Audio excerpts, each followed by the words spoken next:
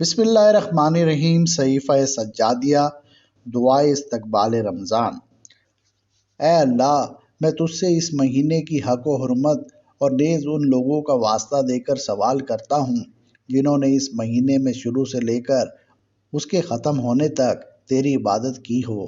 وہ مقرب بارگاہ فرشتہ ہوں یا نبی مرسل یا کوئی مرد صالح و برگزیدہ، کہ تو محمد اور ان کی آل پر رحمت نازل فرمائے اور جس عزت و کرامت کا تو نے اپنے دوستوں سے وعدہ کیا ہے اس کا ہمیں اہل بنا۔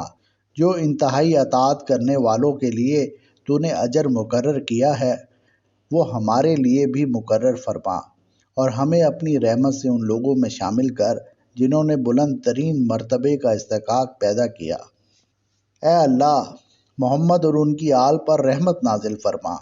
اور ہمیں اس چیز سے بچائے رکھ کہ ہم توحید میں کج اندیشی، تیری تمجید و بزرگی میں کوتاہی، تیرے دین میں شک، تیرے راستے میں بے راہ روی اور تیری حرمت سے لاپرواہی کریں، اور تیرے دشمن شیطان مردود سے فریب خوردگی کا شکار ہوں۔ اے اللہ، محمد اور ان کی آل پر رحمت نازل فرما، اور جبکہ اس مہینے کی راتوں میں ہر رات میں تیرے کچھ ایسے بندے ہوتے ہیں جنہیں تیرا عفو و کرم آزاد کرتا ہے یا تیری بخشش و درگزر انہیں بخش دیتی ہے، تو ہمیں انہی بندوں میں داخل کر اور اس مہینے کے بہترین اہل و اصحاب میں قرار دے۔ اے اللہ، محمد اور ان کی آل پر رحمت نازل فرما اور اس کے چاند کے گھٹنے کے ساتھ ہمارے گناہوں کو محو کر دے، اور جب اس کے دن ختم ہونے پر آئیں تو ہمارے گناہوں کا وبال ہم سے دور کر دے، تاکہ یہ مہینہ اس طرح تمام ہو کہ تو ہمیں خطاؤں سے پاک اور گناہوں سے بری کر چکا ہو۔ اے اللہ، محمد اور ان کی آل پر رحمت نازل فرما، اور اس مہینے میں اگر ہم حق سے منہ موڑیں تو ہمیں سیدھی راہ پر لگا دے،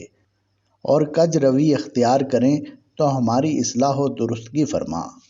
اور تیرا دشمن شیطان ہمارے گرد احاطہ کرے تو اس کے پنجے سے چھڑا لے۔ بار الہٰ، اس مہینے کا دامن ہماری عبادتوں سے جو تیرے لیے بجا لائی گئی ہوں بھر دے،